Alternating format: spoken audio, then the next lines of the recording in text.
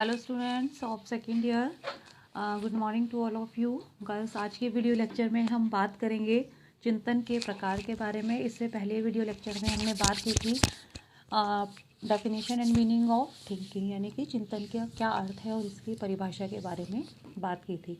देखिए बच्चों, चिंतन एक ऐसी मानसिक प्रक्रिया होती है जो किसी भी समस्या के समाधान हेतु जब उस पर विचार किया जाता है, उसका समाधान ढूंढने का प्रयास किया जाता है, तो वो क्रिया जो प्रक्रिया है वो चिंतन प्रक्रिया कहलाती है। ठीक है, काइंड्स ऑफ थिंकिंग। अब इसी आगे के इस टॉपिक को कंटिन्यू करते हुए चिंतन के प्रकार के बारे में हम बात करेंगे। काइंड्स ऑफ थिंकिंग, चिंतन के मुख्य रूप से 4 प्रकार होते हैं: प्रत्यात्मक चिंतन, कल्पनात्मक चिंतन और तार्किक चिंतन।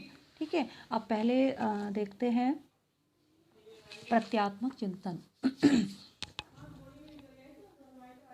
प्रत्यात्मक चिंतन, देखिए जैसे कि नाम से ही स्पष्ट होता है, इस प्रकार का चिंतन जो है, इसमें जो है उसी चीज़ का चिंतन किया जाता है, उसी चीज़ पर सोच विचार किया जाता है जो कि प्रत्यक्ष है या जो सामने होती है। प्रत्यक्ष का अर्थ क्या होता है कि जो सामने चीज़ होती है या सामने कोई भी समस्या है, उसके बारे में जब विचार किया जाता है तो उसको प्रत्यात्मक चिंतन कहते हैं। इसमें जो बालक है उन वस्तुओं के बारे में सोचता है जो उसके सामने भौतिक वातावरण में उपस्थित रहती हैं। ठीक है, अब वो जो वस्तुएं हैं या कोई भी टास्क होता है, कोई भी विषय वस्तु है या फिर कोई भी हम समस्या भी कह सकते हैं।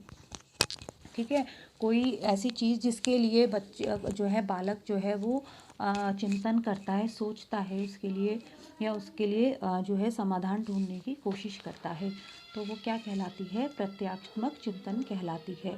ठीक है, नेक्स्ट बात करते हैं बच्चों प्रत्यात्मक चिंतन के बारे में कि प्रत्यात्मक चिंतन थोड़ा सा उच्च प्रकार का चिंतन होता है। इसमें बालक में प्रत्यय का निर्माण बनना शुरू हो जाता है।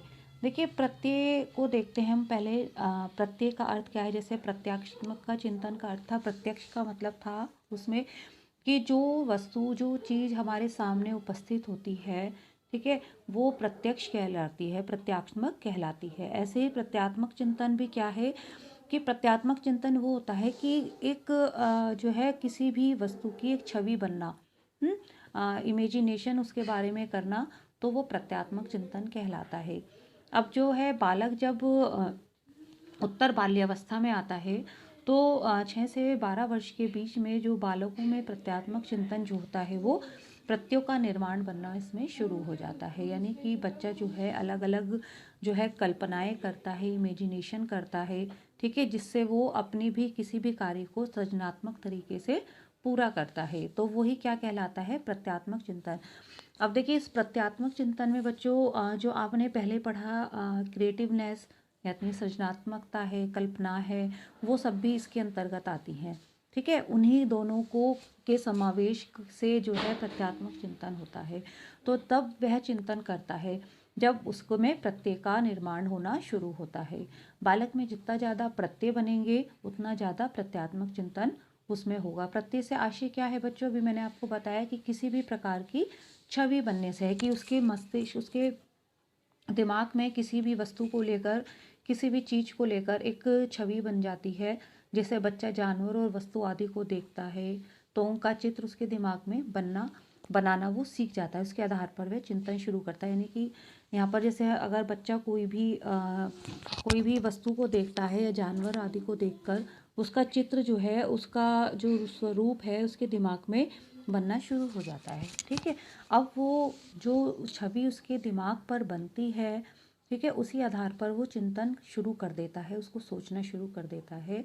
और फिर वो जब उस चित्र को जब वो कागज़ पर उतारना चाहता है तो वो अपने इसी प्रत्यात्मक चिंतन के आधार पर उसका जो चित्र है वो कागज़ पर उतार देता है।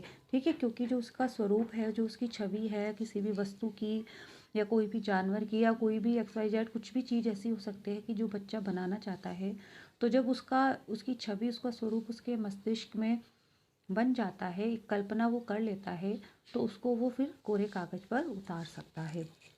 इसी को प्रत्यात्मक चिंतन कहा जाता है। देन थर्ड आता है गर्ल्स, कल्पनात्मक चिंतन।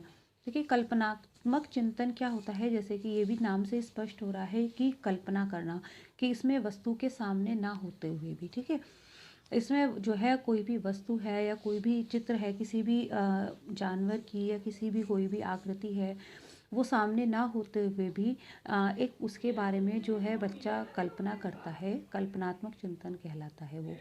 इसमें बालक जो है कल्पना करना सीख जाता है, एक इमेजिनेशन करता है, और वह वस्तुओं आदि के सामने ना होते हुए भी उसके बारे में सोच सकता है, बस यही कल्पनात्मक चिंतन कहलाता है, ठीक है। इमेजिनेशन करता है उसके बारे में, चाहे वो वस्तु उसके सामने हो या ना हो, तो उसके बारे में जब वो कल्पना करता है तो वो कल्पनात्मक चिंतन कहलाता है। तार्किक चिंतन की बात करेंगे बच्चों, कि तार्किक चिंतन जो है इसमें ये थोड़ा सा बुद्धिजीवी लोगों के लिए होता है, करते हैं, जैसे कि तार्किक चिंतन इसमें कई सिद्धांतों के आधार पर, तर्कों के आधार पर इसमें चिंतन किया जाता है। ये चिंतन हर कोई नहीं कर पाता है, ठीक है, ये सर्वाधिक उच्च प्रकार का चिंतन होता है। जब भी हम अक्सर देखते हैं इस वाले चिंतन को,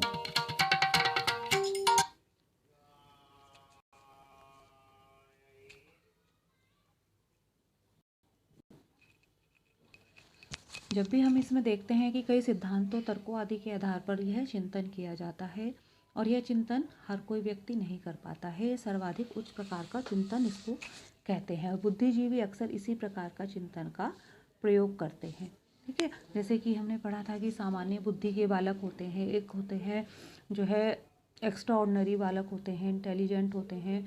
तो काफ़ी हद तक जो जिनका आईक्यू लेवल ज़्यादा होता है, जिन बच्चों का जो एक्स्ट्रा ऑर्डिनरी इंटेलिजेंट होते हैं, वो ही इस प्रकार का चिंतन कर पाते हैं, तार्किक चिंतन।